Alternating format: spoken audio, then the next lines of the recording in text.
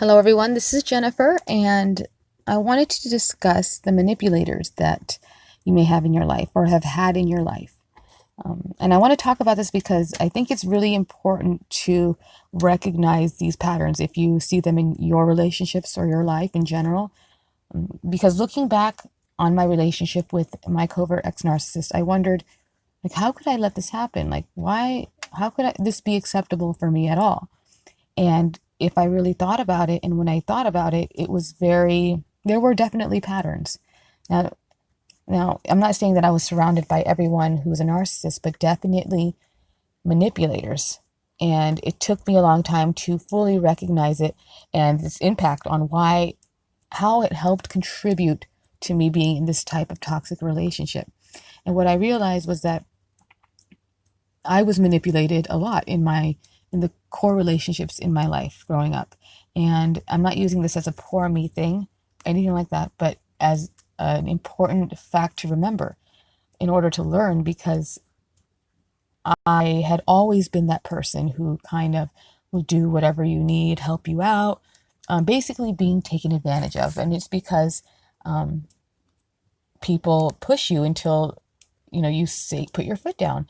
And I was kind of used to it, the being taken advantage of, the manipulation. And, though I was not fully aware of like that it was taking place, I did know that this is how it was. And I believe it contributed it to me, being in a relationship, being treated in such an acceptable manner with the covert narcissist. And I learned a lot of this when I came back home after my relationship with the covert narcissist ended. And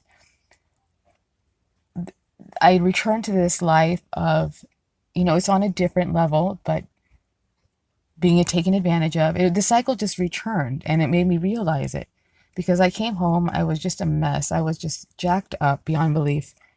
I didn't know what was going. I just really wanted to heal and recover and like process it, but I did not have the opportunity to do that because as soon as I do mean the day after I came back, this cycle of toxic relationships, of toxicity, returned in my life. And in almost every aspect, I have to say, I became a permanent babysitter, errand runner, driver, paper filler out. I mean, anything you could think of, the cleaner.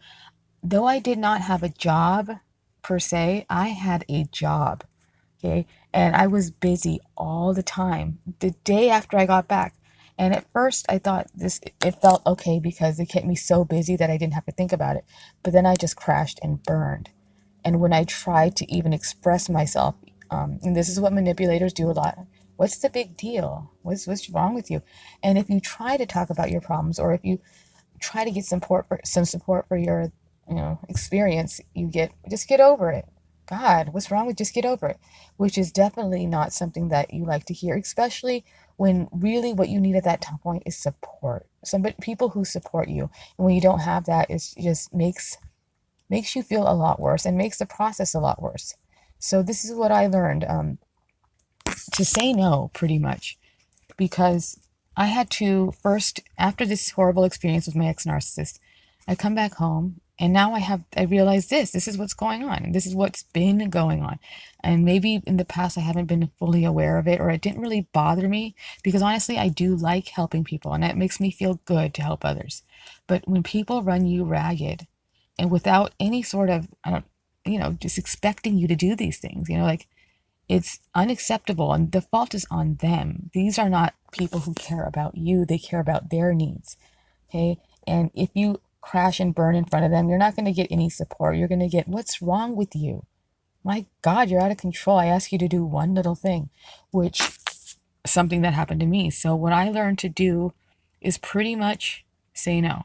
Like, first you have to recognize it. And in every situation and every manipulator you have in your life, if you can't get away from them, if you're kind of stuck with them, it's just not in a non-emotional way, say no. And you don't have to provide an explanation for anything that you decide to do.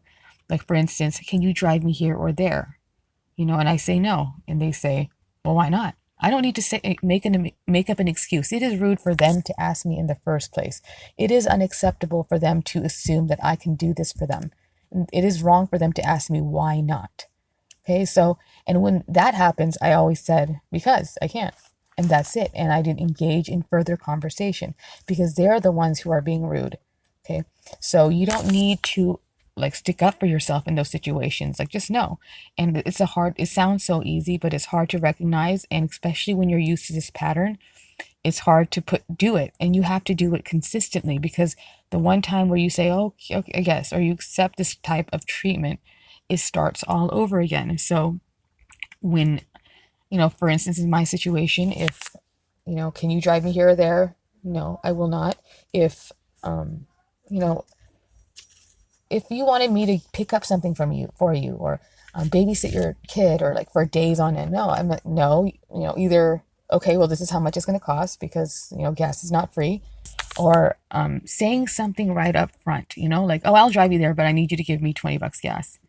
Instead of like, because I was even more depleted when I came back because of favors I did for everybody. And it was very difficult when you're already at zero to be below zero. So I expected at this point too, I expect something in return. I'm not saying that you need to be greedy in any way, but if you're going to extend yourself, it needs to be a balance of some sorts. Okay.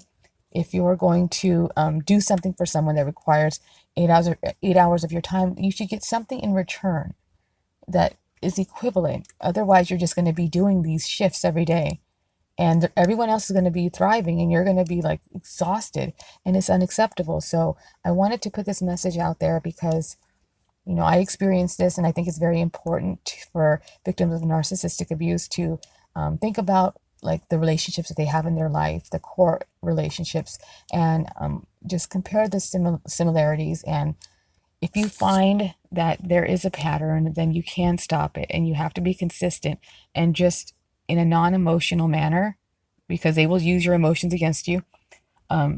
Just say no, and that's it. So I hope in some way this helps somebody. I wish I would have heard something like this when I was going through this. So I hope you guys are all doing great. Love you guys. Love your comments, and all right, have a wonderful day.